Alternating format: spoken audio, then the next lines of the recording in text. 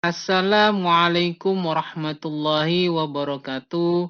Salam sejahtera untuk kita semua. Semoga Tuhan Yang Maha Esa selalu melindungi kita dan menganugerahkan kesehatan kepada kita semua, serta semangat untuk terus belajar. Pada pertemuan kali ini dalam mata kuliah manajemen investasi, pokok bahasan kita adalah berkenaan dengan obligasi atau dikenal juga dengan istilah bonds. Obligasi dalam hal ini merupakan sekuritas yang diterbitkan oleh suatu perusahaan yang menjanjikan kepada pemegangnya berupa pembayaran sejumlah dana tetap pada suatu tanggal jatuh tempo di masa mendatang, disertai dengan pembayaran bunga yang dilakukan secara periodik. Jumlah tetap yang dibayarkan pada waktu jatuh tempo tersebut itu merupakan pokok pinjaman obligasi yang juga disebut sebagai nilai nominal atau nilai pari. Sedangkan pembayaran bunga yang dilakukan secara periodik itu istilahnya adalah kupon.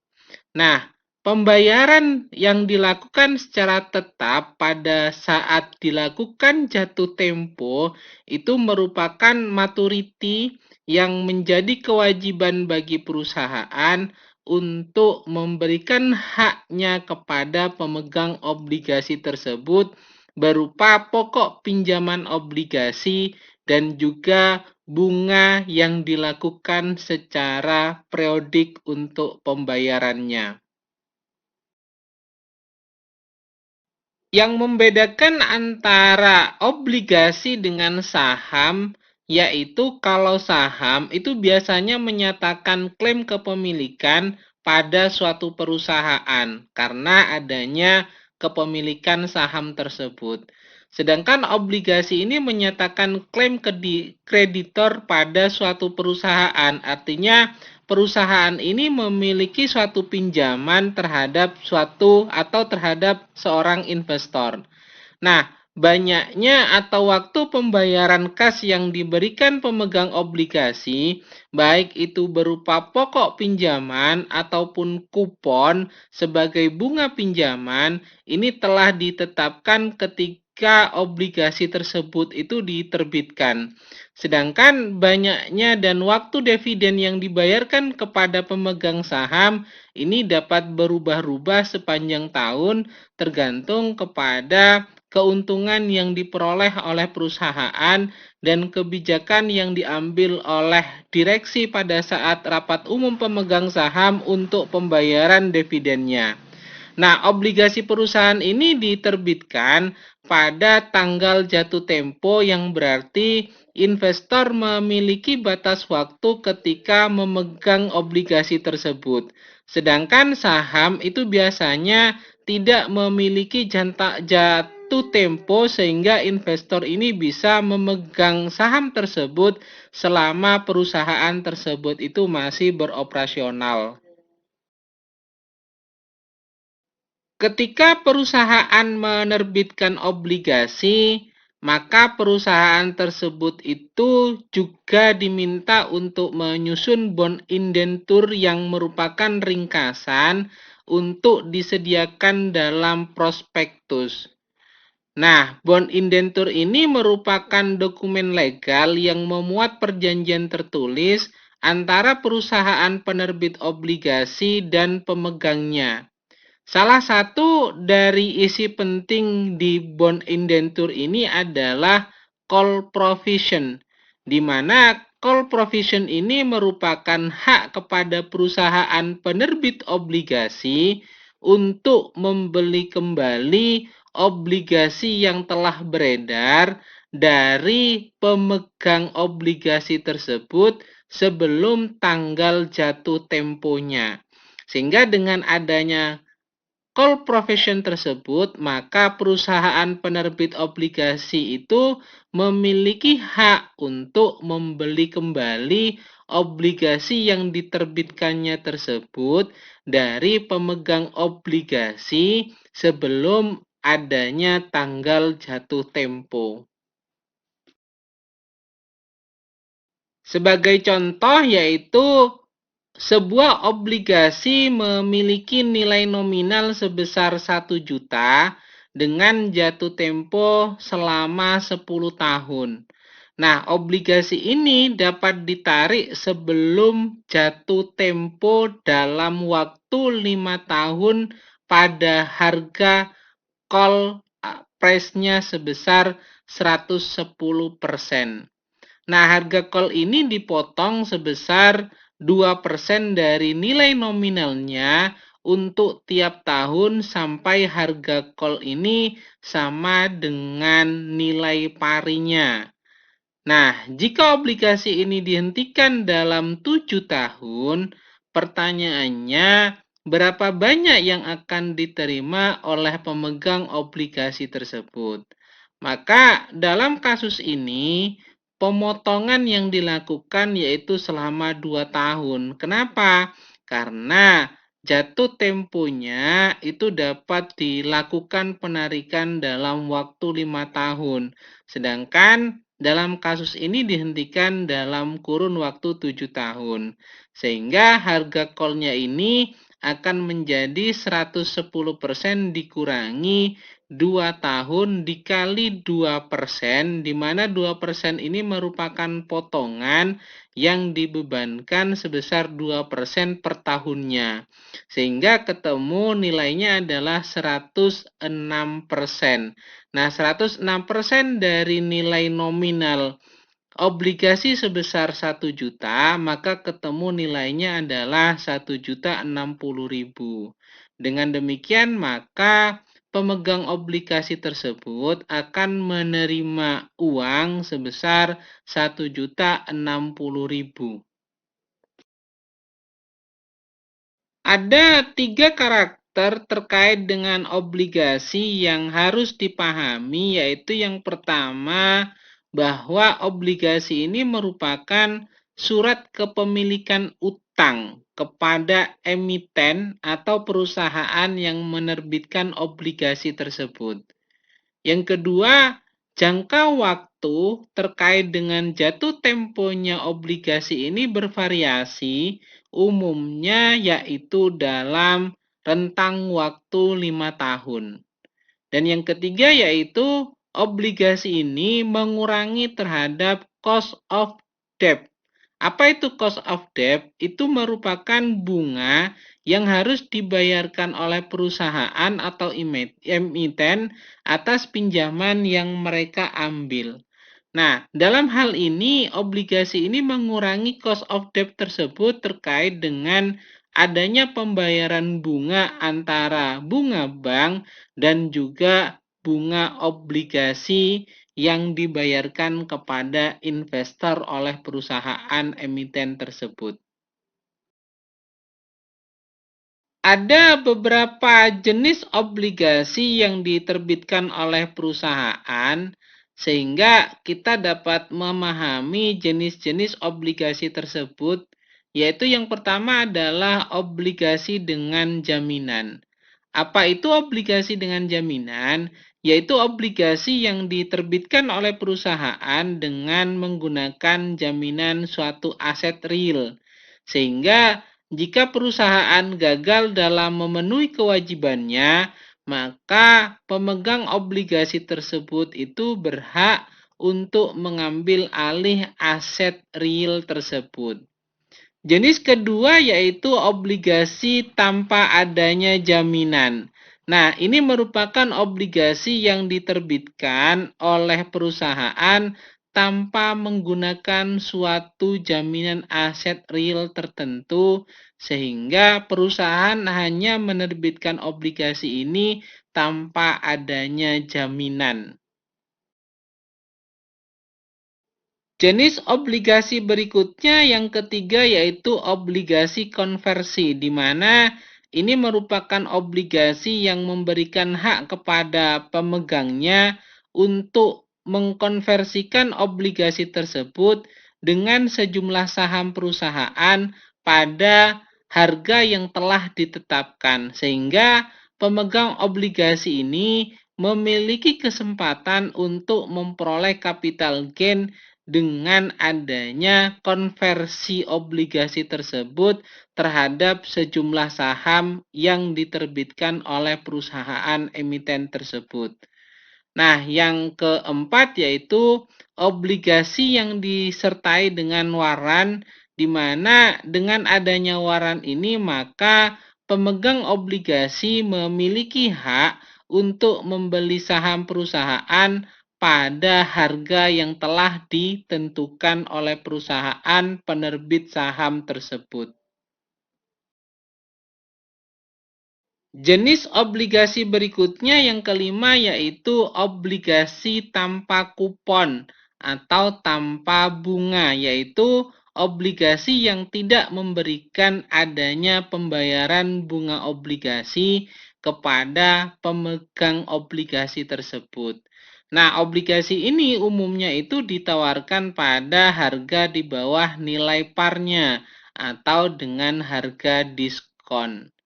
Jenis berikutnya yang keenam adalah obligasi dengan tingkat bunga mengambang atau floating rate bond, di mana obligasi ini memberikan tingkat bunga yang besarnya disesuaikan dengan adanya fluktuasi pada tingkat bunga pasar yang berlaku pada saat itu.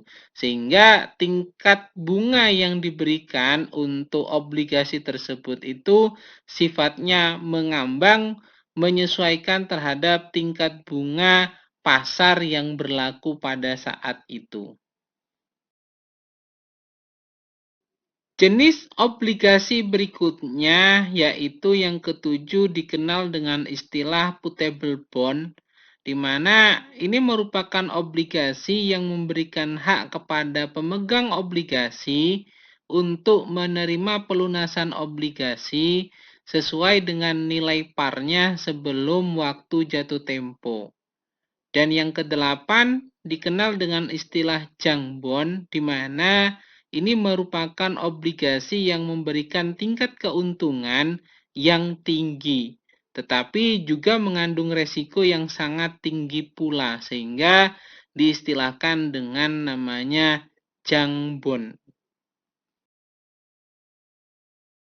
Jenis obligasi yang terakhir, yang kesembilan, yaitu dikenal dengan istilah sovereign bonds, di mana ini merupakan obligasi yang diterbitkan oleh suatu negara dalam mata uangnya sendiri, tetapi dijual di negara lain dalam mata uang negara tersebut.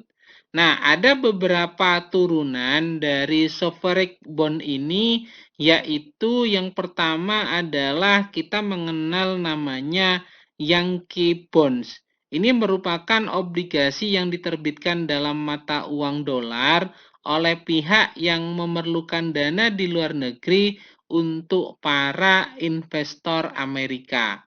Ada juga yang dikenal dengan istilah Eurobonds. Ini merupakan obligasi yang diterbitkan oleh pihak asing dan obligasi ini dijual di luar negara yang mata uangnya digunakan sebagai denominasi obligasi.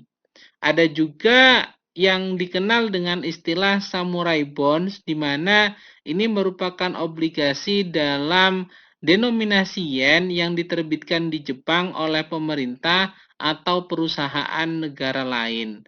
Bahkan ada juga obligasi dengan istilah dragon bonds. Ini merupakan obligasi yang harganya ditetapkan di Asia untuk para investor Asia selain Jepang. Nah, itulah beberapa jenis obligasi yang diterbitkan oleh perusahaan, sehingga dengan beberapa jenis obligasi tersebut kita dapat menentukan pilihan investasi dalam obligasi yang modelnya seperti apa.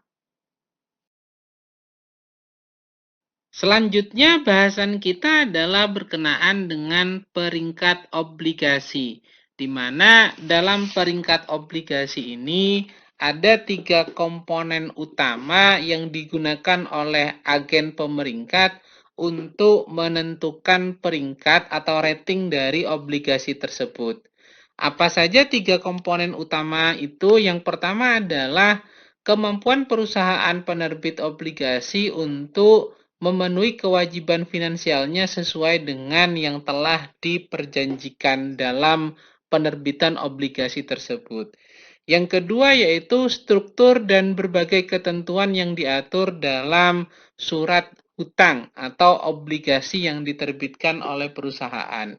Dan yang ketiga adalah perlindungan yang diberikan maupun posisi klaim dari pemegang surat utang tersebut atau pemegang obligasi tersebut bila terjadi pembubaran atau likuidasi, serta hukum lainnya yang mempengaruhi hak-hak dari kreditor. Nah, itulah 3 komponen utama yang mempengaruhi terhadap pemeringkatan terhadap obligasi yang diterbitkan oleh perusahaan. Sebenarnya peringkat obligasi ini bukanlah suatu saran untuk membeli atau menjual obligasi pada peringkat tertentu. Namun pada umumnya investor ini memanfaatkan peringkat suatu obligasi itu untuk mengukur resiko yang dihadapi dalam pembelian obligasi tersebut. Meskipun begitu, lembaga pemeringkat obligasi ini dapat menjembatani kesenjangan informasi antara emiten atau perusahaan penerbit obligasi dan investor selaku penyedia informasi standar atas tingkat resiko kredit dari suatu perusahaan yang menerbitkan obligasi tersebut. Ini adalah tabel contoh mengenai peringkat obligasi yang diterbitkan oleh Pevindo. Pevindo ini merupakan PT Pemeringkat Efek Indonesia yang merupakan institusi yang didirikan atas inisiatif dari OJK dan Bank Indonesia untuk utamanya melakukan pemeringkatan dan pendapat terhadap surat utang atau obligasi yang diterbitkan oleh emiten atau perusahaan yang ada di Indonesia. Nah, peringkat obligasi ini banyak jenisnya, dari yang triple A merupakan superior atau peringkat tertinggi, ada yang double A merupakan sangat kuat, ada yang hanya A saja yang merupakan kuat dalam memberikan kemampuan untuk memenuhi kewajiban finansial jangka panjangnya. Ada yang peringkat obligasi triple B di mana ini kemampuannya memadai, ada yang double B yang agak lemah, ada yang B saja yang kemampuannya dapat dikategorikan sebagai lemah, dan ada juga yang triple C yang kondisinya perusahaan penerbit obligasi ini sangat rentan. Ada yang peringkat obligasinya juga SD, yaitu gagal sebagian, bahkan ada yang peringkat obligasinya D, yaitu mengalami gagal bayar terkait dengan kewajiban finansial jangka panjangnya. Nah, peringkat-peringkat ini dapat dimodifikasi dengan tambahan tanda plus atau minus untuk menunjukkan kekuatan relatif dalam kategori peringkat tersebut, sehingga para investor yang ingin membeli obligasi ini dapat mempertimbangkan terkait dengan peringkat obligasi yang akan dipilih sebagai media investasinya. Terkait dengan obligasi, ini juga pemerintah atau negara dapat menerbitkan obligasi yang disebut sebagai obligasi negara, atau kita mengenalnya sebagai surat utang negara yang disingkat sebagai SUN. Nah, surat utang negara ini merupakan surat berharga yang berupa surat pengakuan utang dalam bentuk mata uang rupiah maupun valuta asing yang dijamin pembayaran bunga dan pokoknya ini oleh negara Republik Indonesia sesuai dengan masa berlakunya surat utang tersebut. Nah, ketentuan mengenai surat utang negara dan pengelolaannya ini diatur dalam Undang-Undang Nomor 24 Tahun 2002 tentang surat utang negara. Secara umum, surat utang negara ini dibedakan dalam dua jenis, yaitu yang pertama adalah surat perbendaharaan negara atau disingkat SPN. Ini merupakan surat utang negara berjangka waktu sampai dengan 12 bulan dengan mekanisme pembayarannya adalah bunga secara diskonto. Nah, biasanya di Amerika Serikat, surat perbendaharaan negara ini dikenal dengan sebutan Treasury Bill atau T-bills. Bentuk yang kedua yaitu obligasi negara atau disingkat ON, di mana ini merupakan surat utang negara berjangka waktu lebih dari 12 bulan. Dan di Amerika ini merupakan obligasi yang dikenal dengan sebutan Treasury Bonds atau T-bonds. Maka kalau kita dapat lebih memudahkan bahwa surat utang negara ini terbagi menjadi dua jenis, yaitu surat perbendaharaan negara dan obligasi negara. Sedangkan obligasi negara dengan adanya kupon atau bunga yang dibayarkan terhadap obligasi negara tersebut itu dibedakan menjadi dua, yaitu yang pertama adalah obligasi negara berbunga tetap, yaitu obligasi negara dengan seri FR atau fixed rate, di mana kupon obligasi ini telah ditetapkan ketika diterbitkan. Contohnya adalah obligasi negara tahun 2005 menggunakan seri FR0028 dengan tingkat kupon 10%. Dan yang kedua adalah obligasi berbunga mengambang, di mana ini merupakan obligasi negara menggunakan seri VR atau variable rate.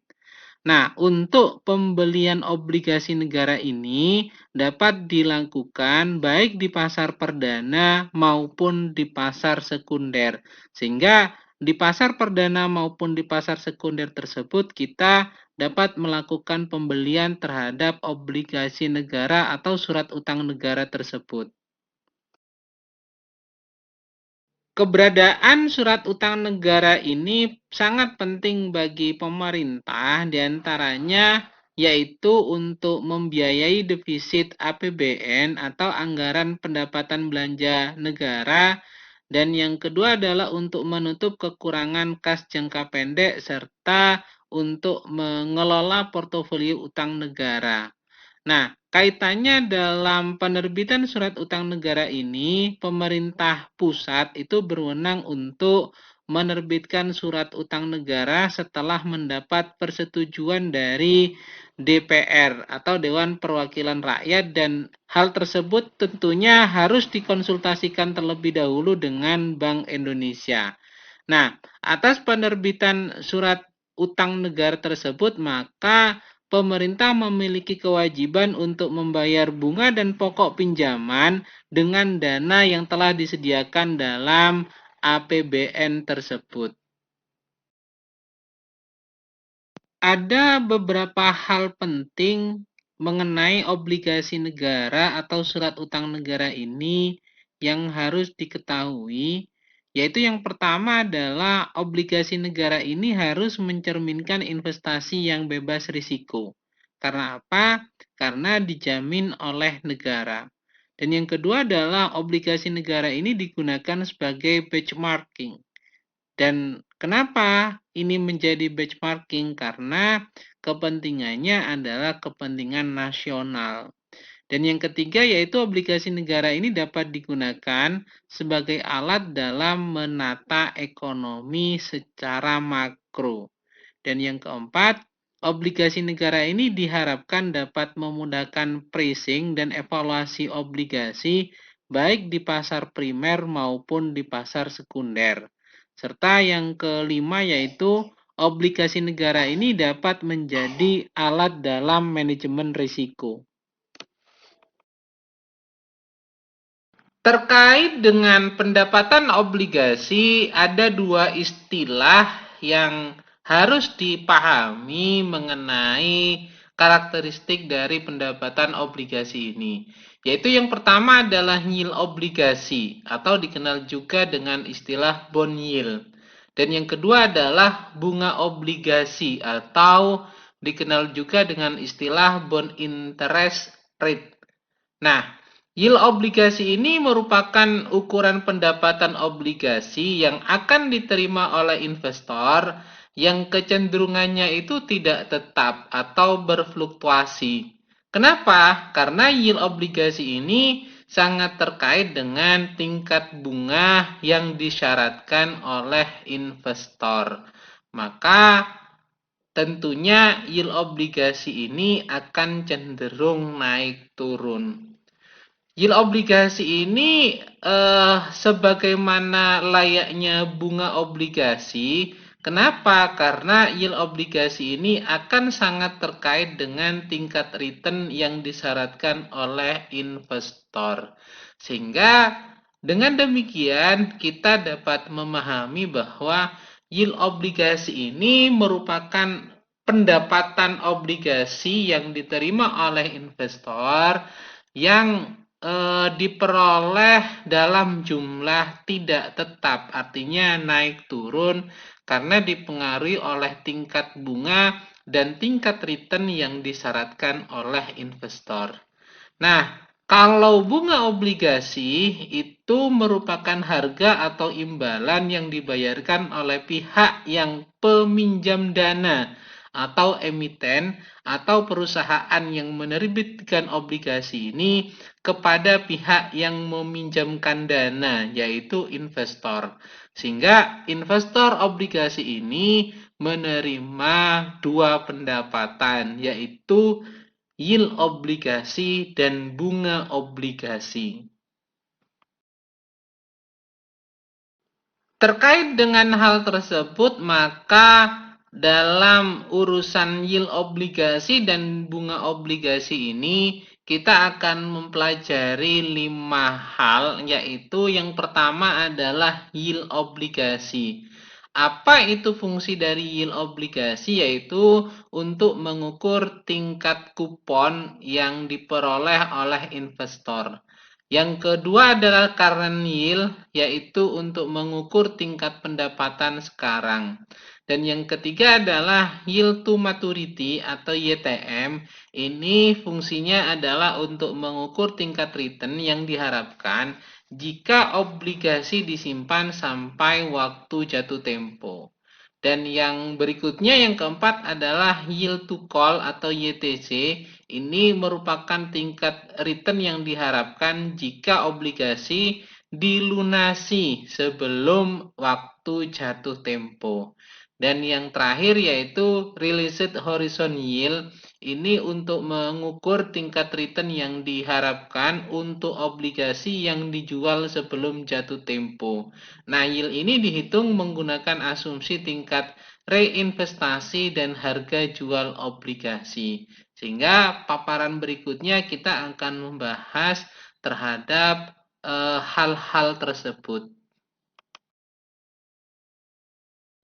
Terkait dengan nominal yield obligasi atau disebut juga coupon rate yang artinya tingkat kupon, ini merupakan penghasilan bunga kupon tahunan yang dibayarkan pada pemegang obligasi. Nah, rumus yang dipergunakan untuk menghitung tingkat kupon ini atau nominal yield obligasi ini adalah penghasilan bunga tahunan dibagi dengan nilai nominal. Sedangkan untuk current yield obligasi ini merupakan penghasilan bunga kupon tahunan dibagi dengan harga pasar obligasi. Sehingga rumus untuk menentukan nilai current yield-nya itu adalah penghasilan bunga tahunan dibagi dengan harga pasar obligasi. Sebagai contoh yaitu jika seorang investor membeli sebuah obligasi dengan tingkat nominal 1 juta dan mempunyai tingkat kupon 10%, maka penghasilan bunga atau kupon per tahunnya adalah 0,10 atau 10% dikali 1 juta, sehingga ketemu bahwa penghasilan bunganya atau nominal yield-nya itu adalah sebesar Rp100.000.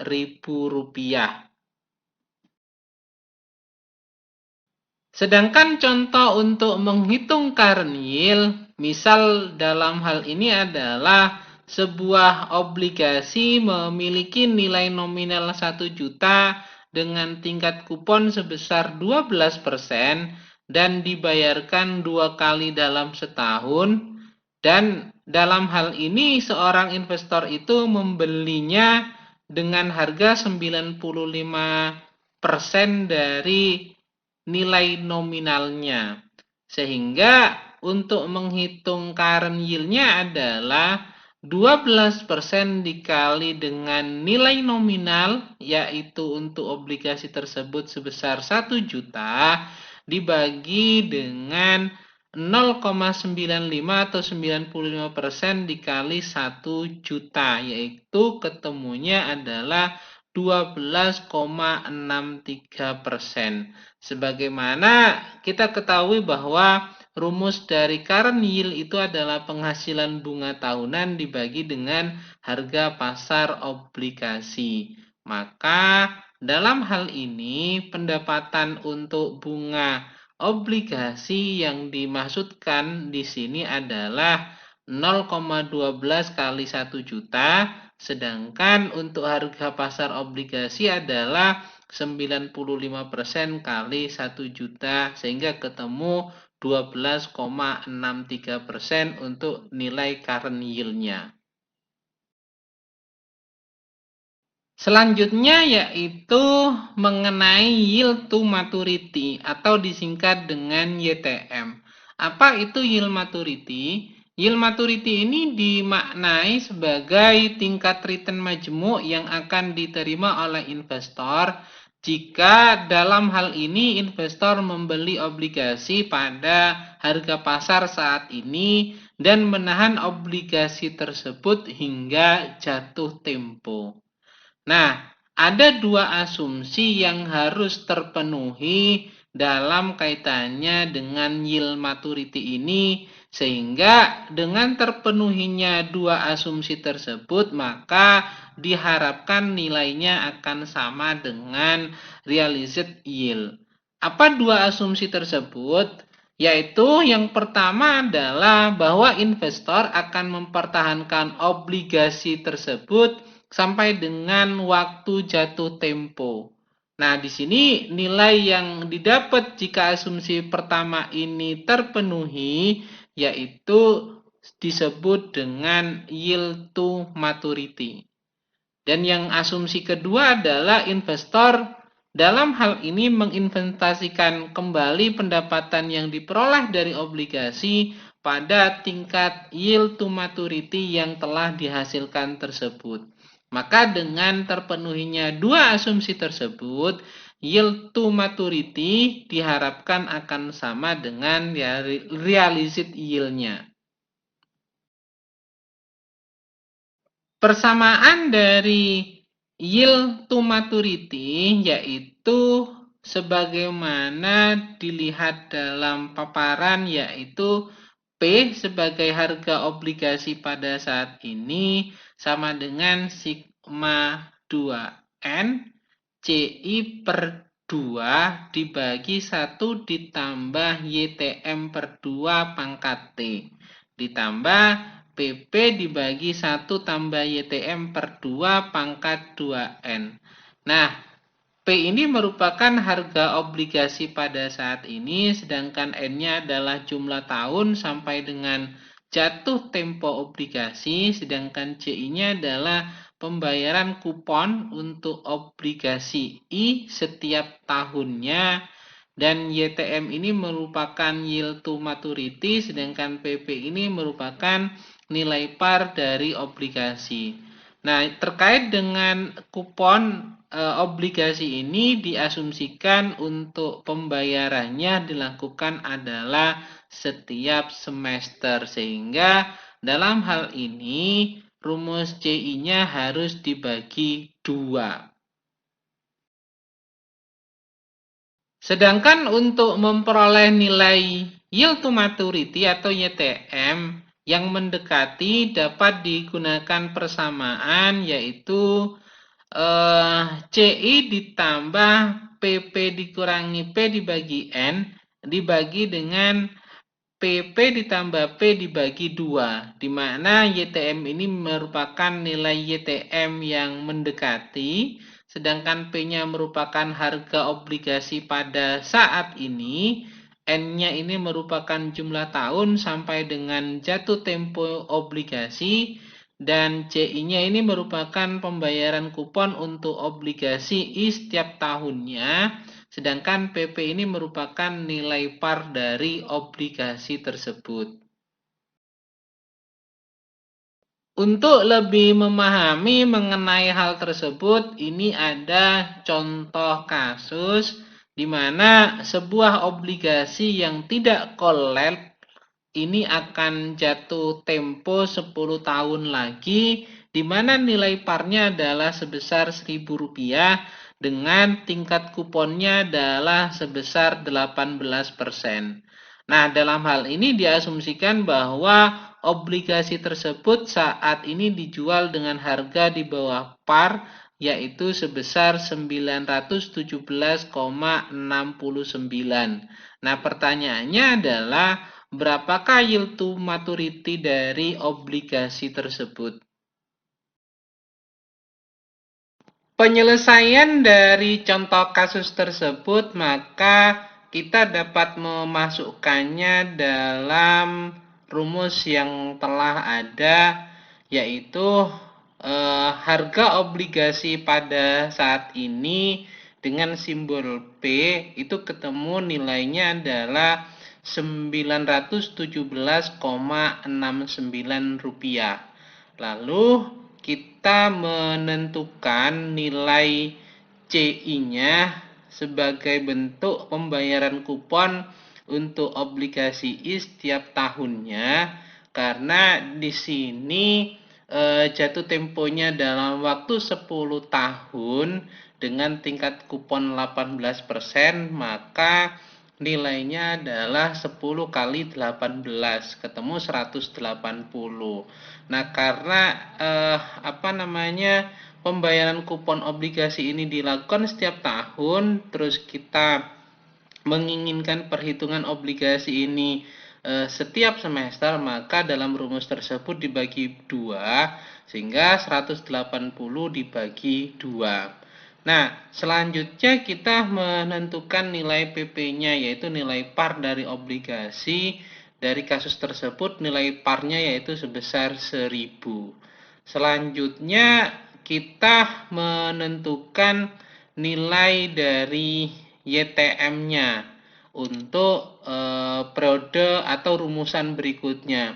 Sehingga dengan adanya angka-angka tersebut, yaitu angka menentukan pembayaran kupon untuk obligasi I setiap tahunnya, yaitu 180 dibagi 2 dan nilai parnya sebesar 1000, kita ketemu nilai P-nya adalah sebesar 917,69.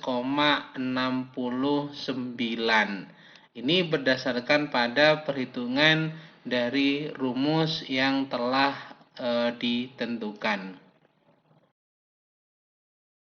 Perhitungan berikutnya adalah menentukan YTM atau yield to maturity dengan memasukkan pada rumusan yang telah ada, di mana C1-nya sebesar 180, yaitu berasal dari 18% dikali 10 tahun. Terus dimasukkan lagi ditambah dengan PP, di mana PP ini nilainya adalah nilai par, yaitu sebesar Rp1.000 dikurangi dengan nilai P atau nilai harga obligasi pada saat ini yaitu sebesar 917,69 dibagi N yaitu 10 tahun dan dibagi lagi dengan PP ditambah P dibagi 2 di mana nilai PP yaitu nilai parnya 1000 ditambah dengan nilai obligasi pada saat ini sebesar 917,69 dibagi 2. Maka ketemu adalah 180 ditambah 8,213 dibagi 953,845 ketemu nilai YTM-nya atau yield to maturity-nya adalah sebesar 19,73%.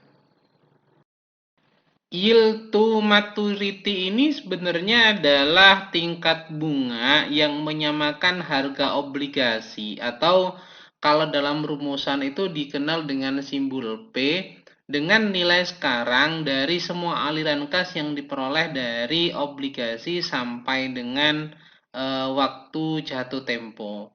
Nah, pendapatan hasil investasi kembali dari pembayaran kupon obligasi ini disebut sebagai interest on interest. Untuk obligasi yang memberikan kupon yang tinggi atau waktu jatuh tempo yang panjang, maka asumsinya adalah bahwa investor ini akan melakukan reinvestasi atas semua pendapatan bunga yang diperoleh dari obligasi sehingga keputusan tersebut itu menjadi keputusan yang penting.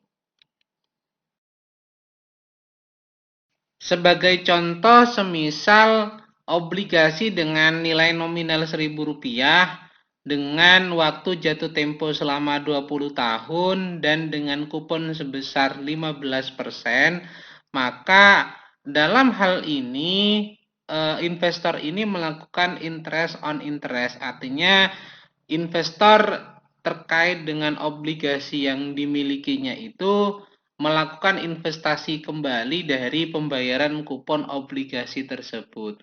Nah, sehingga dari hal tersebut tentunya akan berdampak terhadap tingkat return total yang didapatkan karena melakukan interest on interest. Semisal contoh dalam hal ini yaitu pada saat kupon itu nilainya hanya 3.000, maka return yang diperoleh juga besarnya adalah 3.000. Nah, berbeda halnya kalau melakukan interest on interest. Artinya kupon yang diperoleh itu diinvestasikan kembali. Misal dengan tingkat reinvestasi adalah 4 tahun, di sini ketemu pendapatan kuponnya tetap 3.000, namun ada interest on interest sebesar Rp1.530, sehingga total returnnya yaitu sebesar Rp4.530. Nah, begitu juga kalau terjadi yang namanya tingkat reinvestasi yang berbeda-beda, tentunya akan berdampak terhadap total return yang berbeda juga, tergantung terhadap interest on interest yang dilakukan. Sehingga dampak interest on interest dalam yield to maturity ini mendapatkan 2 kali return, yaitu pendapatan dari kupon itu sendiri ditambah dengan interest on interest, sehingga akan berdampak terhadap peningkatan return yang diperoleh oleh investor tersebut. Terkait dengan yield to maturity, ini juga ada yield to maturity untuk zero coupon bond, di mana yield to maturity ini ditentukan dengan menyamakan nilai sekarang dari nilai par dengan harga obligasinya, sehingga disebut sebagai zero coupon bond. Nah, rumus yang dipergunakan yaitu P sama dengan PP dibagi 1 ditambah YTM pangkat 2N. Di mana P ini merupakan nilai obligasi saat ini, sedangkan PP adalah nilai parnya, untuk YTM adalah yield to maturity dan N-nya adalah periode berkaitan dengan jatuh tempo dari obligasi tersebut. Atau rumusan yang lain yaitu yield to maturity sama dengan PP dibagi P dengan pangkat 1/2N dikurangi 1. Nah, tidak adanya pembayaran kupon ini menyebabkan satu-satunya aliran kas yang bisa diperoleh oleh investor dari obligasi adalah pelunasan obligasi pada saat jatuh tempo. Sehingga yield to maturity ini dinyatakan sebagai zero coupon bond. Kenapa? Karena tidak ada pendapatan lainnya, hanya berupa pelunasan obligasi pada saat jatuh tempo saja. Sebagai contoh misalnya adalah sebuah zero coupon bond yang akan jatuh tempo dalam kurun waktu 10 tahun dengan nilai par sebesar Rp1.000 dan pada saat ini nilai jual dari obligasi tersebut adalah senilai Rp300. Maka untuk menentukan berapa persen nilai zero coupon bond ini, yaitu kita memasukkan dalam rumus yang telah ditentukan, di mana rumusnya adalah YTM sama dengan PP dibagi P pangkat 1/2N dikurangi 1.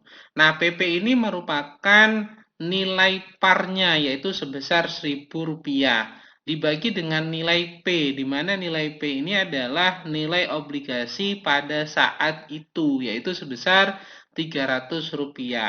Kemudian kita menentukan 2N-nya, di mana 2N adalah 2 dikali 10 tahun. N-nya adalah 10 tahun, ketemu angkanya adalah 20, sehingga rumusan yang terbentuk adalah 1000 dibagi 300 pangkat 1/20 dikurangi 1. Ketemu nilainya adalah sebesar 6% dalam kurun waktu selama 6 bulan. Sebagai contoh misalnya adalah sebuah zero coupon bond yang akan jatuh tempo dalam kurun waktu 10 tahun dengan nilai par sebesar Rp1.000 dan pada saat ini nilai jual dari obligasi tersebut adalah senilai Rp300. Maka untuk menentukan berapa persen nilai zero coupon bond ini, yaitu kita memasukkan dalam rumus yang telah ditentukan, di mana rumusnya adalah YTM sama dengan PP dibagi P pangkat 1/2N dikurangi 1. Nah, PP ini merupakan nilai parnya, yaitu sebesar Rp1.000 dibagi dengan nilai P, di mana nilai P ini adalah nilai obligasi pada saat itu, yaitu sebesar Rp300. Kemudian kita menentukan 2N-nya, di mana 2N adalah 2 dikali 10 tahun. N-nya adalah 10 tahun, ketemu angkanya adalah 20, sehingga rumusan yang terbentuk adalah 1000 dibagi 300 pangkat 1/20 dikurangi 1. Ketemu nilainya adalah sebesar 6% dalam kurun waktu selama 6 bulan. Rumus untuk menentukan atau menghitung yield to call ini hampir sama dengan rumus persamaan yang dipergunakan dalam menghitung yield to maturity, di mana P sebagai harga pasar obligasi saat ini sama dengan sigma 2C, di mana CI sebagai pendapatan kupon per tahun dibagi 2, karena dalam hal ini orientasinya adalah dilakukan per semester atau 2 tahun sekali, dibagi dengan 1 plus YTC dibagi 2 pangkat T ditambah PC, di mana PC ini call price obligasi dibagi dengan 1 tambah YTC bagi 2 pangkat 2C. Nah, YTC yang mendekati ini bisa ditentukan dengan rumus yang sama dengan menentukan rumus yield to maturity, di mana YTC sebagai yield to call ini sama dengan CI sebagai pendapatan kupon per tahun ditambah PC sebagai call price obligasi dikurangi P sebagai harga pasar obligasi saat ini dibagi dengan N, yaitu jumlah atau periode jatuh temponya, dibagi dengan PC berupa call price obligasi ditambah P sebagai harga pasar obligasi saat ini dibagi 2. Itu rumus persamaan yang digunakan untuk menghitung yield to call atau YTC. Untuk lebih memahami terkait dengan yield to call ini, ada sebuah kasus yang dapat kita hitung bersama, di mana sebuah obligasi yang callable ini maksudnya adalah obligasi yang dapat dibeli kembali oleh emiten atau perusahaan penerbit obligasi tersebut. Nah, dalam hal ini obligasi yang dapat dibeli kembali tersebut itu jatuh tempo dalam kurun waktu 10 tahun lagi, dan kupon yang diberikan adalah sebesar 18%, di mana nilai par obligasi tersebut itu adalah sebesar Rp1.000 dan saat ini dijual dengan harga Rp1.419,5. Kemungkinan obligasi tersebut ini akan dilunasi oleh emiten dalam kurun waktu 5 tahun lagi dengan call price yaitu sebesar Rp1.180. Pertanyaannya sekarang, berapakah YTC atau yield to call dari obligasi tersebut? Untuk menyelesaikan kasus tersebut, maka kita memasukkan dalam rumusan perhitungan yield to call, di mana dalam menghitung yield to call ini kita menentukan CI-nya terlebih dahulu atau pendapatan kupon per tahun. Karena dalam kasus ini nilai kupon yang diberikan adalah 18% dalam kurun waktu jatuh tempo selama 10 tahun lagi, maka nilai dari CI-nya adalah 180, di mana hasil ini diperoleh dari 10 tahun dikali 18%.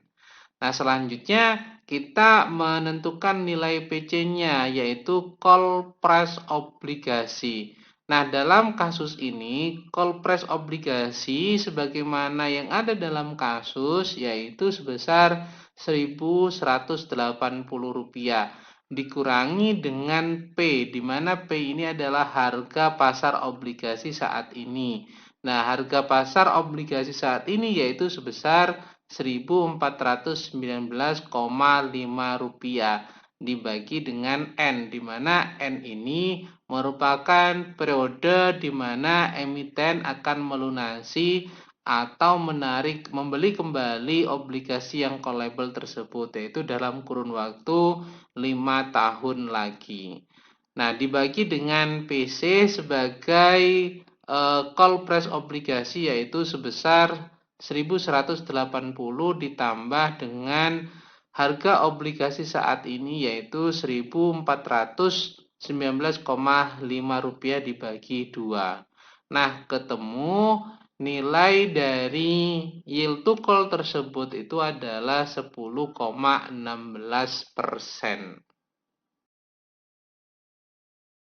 Yield dalam obligasi berikutnya yaitu realized horizon yield atau disingkat dengan RY, di mana ini berkaitan dengan yield yang terrealisasi, adalah tingkat return yang diharapkan oleh investor dari sebuah obligasi jika obligasi tersebut dijual kembali oleh investor sebelum waktu jatuh temponya. Nah, perhitungan yang harus dilakukan dalam menentukan yield horizon ini memerlukan beberapa estimasi yang sebelumnya tidak digunakan pada ukuran yield yang lainnya, kayak tadi yield to call, yield maturity, dan yang lainnya. Nah, estimasi yang harus dilakukan investor antara lain adalah estimasi berkenaan dengan harga jual obligasi pada akhir periode investasi yang diharapkan dan estimasi tingkat reinvestasi untuk pendapatan kupon yang diperoleh. Sehingga dalam menghitung RY atau Realized Horizon Yield ini, maka ada dua estimasi yang harus diperhatikan. Sekali lagi, yaitu yang pertama adalah estimasi mengenai harga jual obligasi pada akhir periode investasi yang diharapkan, dan yang kedua adalah estimasi tingkat reinvestasi untuk pendapatan kupon yang diperoleh. Untuk melakukan perhitungan mengenai realized horizon yield ini, kita menggunakan persamaan di mana P sebagai harga pasar obligasi saat ini sama dengan sigma 2H, di mana CI sebagai pendapatan kupon per tahun ini dibagi 2 karena faktor pembaginya adalah dilakukan per semester. Dibagi dengan 1 ditambah RY dibagi 2 pangkat T, di mana RY ini merupakan nilai yield yang terrealisasi secara horizon, ditambah dengan PV, di mana PV ini merupakan harga jual obligasi di masa yang akan datang, dibagi 1 ditambah RY dibagi 2 pangkat 2H. Nah, H ini merupakan periode investasi obligasi dalam kurun waktu tahun. Nah, untuk menentukan terkait nilai RY-nya atau nilai realized horizon yield ini, kita menggunakan rumus CI sebagai pendapatan kupon per tahun ditambah PV sebagai harga jual obligasi di masa yang akan datang dikurangi dengan P sebagai harga pasar obligasi saat ini dibagi dengan H, yaitu periode investasi obligasi dalam hitungan tahun, dibagi PV sebagai harga jual obligasi di masa yang akan datang, ditambah P sebagai harga pasar obligasi saat ini dibagi 2. Nah, itu rumus untuk menentukan realized horizon yield. Sebagai contoh, dalam kasus realized horizon yield ini, yaitu sebuah obligasi dengan nilai nominal sebesar Rp1.000 ini memiliki umur selama 10 tahun dan memiliki nilai kupon sebesar 16%. Nah, dalam hal ini obligasi tersebut itu dijual dengan harga Rp750. Investor melakukan estimasi bahwa dalam 2 tahun mendatang suku bunga yang berlaku ini akan turun sehingga diperkirakan harga obligasi akan naik. Nah, estimasi harga obligasi pada 2 tahun mendatang yaitu pada saat suku bunga turun ini adalah sebesar Rp900. Nah, pertanyaannya adalah sekarang berapakah realized yield horizon ini yang berkaitan dengan obligasi tersebut.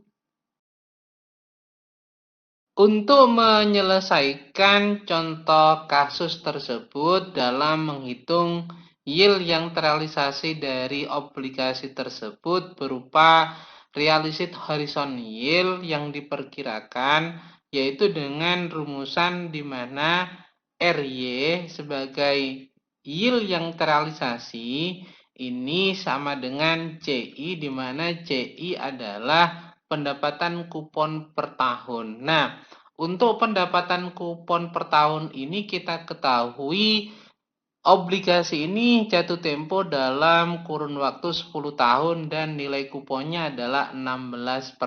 Maka dari hal tersebut nilai CI sebagai pendapatan kupon per tahun adalah 10 tahun dikali 16%. Ketemu nilainya adalah 160.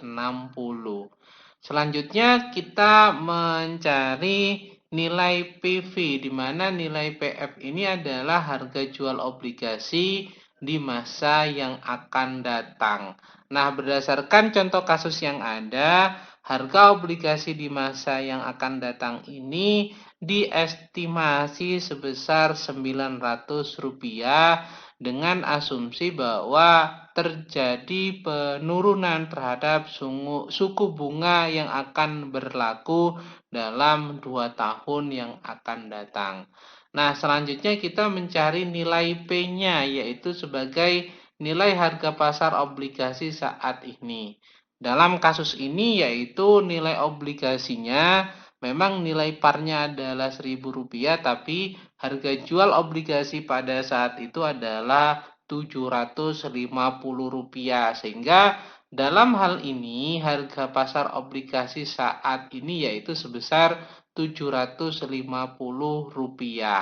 Nah, selanjutnya yaitu kita menentukan H-nya, di mana H ini adalah periode investasi obligasi dalam tahun. Dan dalam kasus ini, estimasi waktu yang dibutuhkan adalah dalam 2 tahun. Sehingga dalam perhitungan 2 tahun ini menggunakan estimasi yang tadi disampaikan, yaitu suku bunga yang berlaku akan mengalami penurunan. Sehingga H di sini yang dibuat atau ditentukan adalah sebesar 2. Nah, selanjutnya yaitu kita memasukkan kembali nilai PF-nya sebagai nilai harga jual obligasi di masa yang akan datang, yaitu sebesar Rp900, dan nilai P-nya sebagai harga pasar obligasi saat ini yaitu sebesar Rp750 dibagi 2. Selanjutnya ketemu nilainya yaitu sebesar untuk RY-nya atau realistic horizon yield-nya adalah sebesar 28,48%.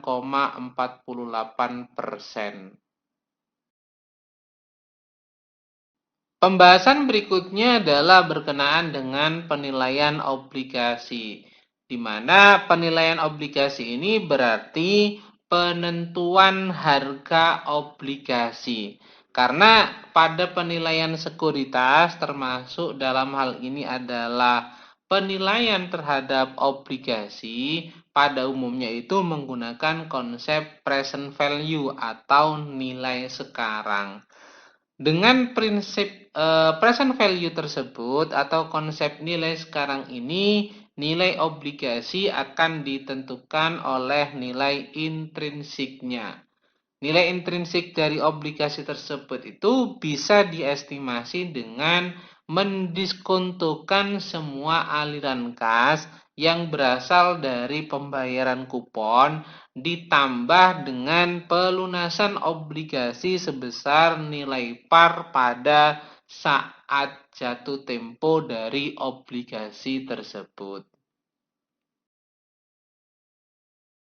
Dengan membandingkan antara tingkat bunga yang disyaratkan dan tingkat kupon, ini harga obligasi itu dapat dikelompokkan menjadi 3 tipe, yaitu yang pertama adalah premium bond, di mana obligasi ini dengan harga lebih tinggi daripada nilai nominalnya, dengan dikatakan bahwa dijual dengan harga premi. Nah, dalam premium bond ini, yield to maturity dari premium bond adalah lebih kecil dibandingkan dengan tingkat kuponnya, sehingga disebut sebagai premium bonds. Dan yang kedua adalah discount bonds, di mana obligasi dengan harga yang lebih rendah daripada nilai nominalnya. Ini biasanya juga disebut sebagai harga diskon. Nah, yield to maturity dari diskon bond ini adalah lebih besar daripada tingkat kuponnya. Dan yang terakhir yaitu par bonds, di mana dalam hal ini obligasi dengan harga sama dengan nilai nominalnya dan biasanya disebut juga sebagai nilai atau harga par. Ini adalah gambaran mengenai harga obligasi yang berkaitan dengan premium bonds, discount bonds, dan par bonds. Di mana kalau kita lihat dari gambar tersebut, par bonds ini merupakan nilai nominal dari obligasi tersebut. Nah, premium bonds ini di atas nilai nominalnya, sedangkan kalau diskon bonds itu di bawah dari nilai nominal obligasi tersebut. Sehingga kalau di atas nilai nominalnya, maka disebut sebagai premium, kan kalau di bawah nilai nominalnya, maka disebut sebagai diskon. Mungkin itu dulu paparan yang dapat saya sampaikan. Mudah-mudahan dapat dipahami dengan baik. Bila ada hal yang kurang berkenan, saya mohon maaf sebesar-besarnya. Saya akhiri, wabillahi taufik wal hidayah. Wassalamualaikum warahmatullahi wabarakatuh. Jangan lupa untuk selalu menjalankan pola hidup sehat dan bersih. Semoga Tuhan Yang Maha Esa selalu menganugerahkan kesehatan kepada kita semua. Amin. Terima kasih.